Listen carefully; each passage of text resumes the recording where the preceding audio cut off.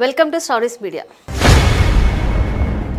ఆంధ్రప్రదేశ్ రాష్ట్ర వాణిజ్య పన్నుల శాఖ ప్రధాన కమిషనర్ సీనియర్ ఐఏఎస్ అధికారి అహ్మద్ బాబుపై ఏపీ హైకోర్టు తీవ్ర వ్యాఖ్యలు చేసింది. శాఖలో పన్నుల వసూళ్లలో అక్రమాలు, ఉద్యోగులకు పదోన్నతులు ఇవ్వకపోవడం, వేధింపులు వంటి ఆరోపణలపై ఏపీ ప్రభుత్వ ఉద్యోగుల సంఘం ఏపీజీఈఏ దాఖలు చేసిన పిటిషన్పై విచారణ జరిపిన జస్టిస్ భట్టు దేవానంద్ బాబు కింద శాఖలో ఏమీ సరిగా లేదు అని స్పష్టంగా పేర్కొన్నారు. పిటిషన్ మెరిట్స్ పై విచారణకు వెళ్లకుండానే రాష్ట్ర, కేంద్ర ప్రభుత్వాలు చట్ట ప్రకారం తగిన చర్యలు తీసుకోవాలని ఆదేశించారు.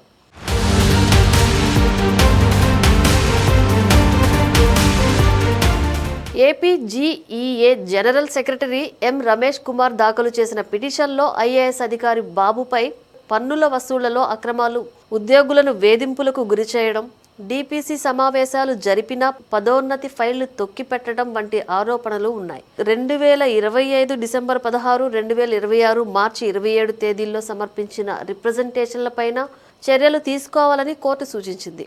Deputy secretary, establishment officer, central vigilance commissioner, chief సెక్రటరీలు 2 నెలల్లోగా తగిన నిర్ణయం తీసుకోవాలని, జూలై మొదటి వారంలోగా కోర్టుకు యాక్షన్ టేకెన్ రిపోర్ట్ సమర్పించాలని ఆదేశించింది. మార్చి 27 రిప్రజెంటేషన్ పై నిర్ణయం తీసుకునే ముందు ఉద్యోగుల సంఘం బాబు ఇద్దరికీ వినతి అవకాశం ఇవ్వాలని కూడా తెలిపింది.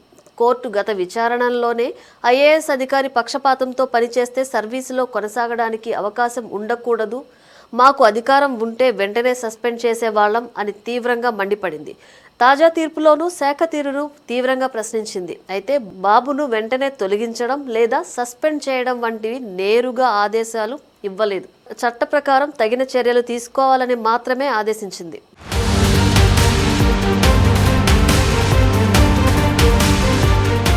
ప్రస్తుతం బాబును పాలసీ మేకర్గా కొనసాగడానికి నేరుగా ఆటంకం కలిగించే ఆదేశం కోర్టు ఇవ్వలేదు. అయితే శాఖలో ఏమీ సరిగా లేదు అని, అక్రమాలు, వేధింపులు ఆరోపణలు ఉన్న నేపథ్యంలో చీఫ్ సెక్రటరీ, సివిపి, డిపిటి స్థాయిలో విచారణ జరపనుంది.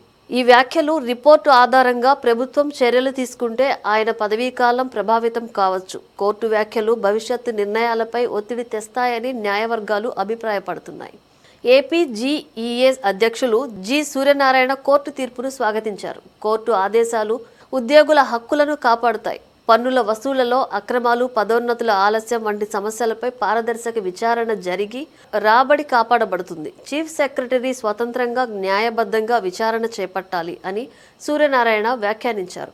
బాబును విచారణ సమయంలో కీలక బాధ్యతల నుంచి తప్పించాలని కూడా డిమాండ్ చేశారు. అడ్వకేట్ జనరల్ దమ్మాలపాటి శ్రీనివాస్ కోర్టుకు తెలిపినట్లు చీఫ్ సెక్రటరీ రిప్రజెంటేషన్ను పరిశీలిస్తున్నారు. కోర్టు మాత్రం చీఫ్ సెక్రటరీ పైన గత రిప్రజెంటేషన్లపై ఏం చర్య తీసుకున్నారు అని ప్రశ్నించింది.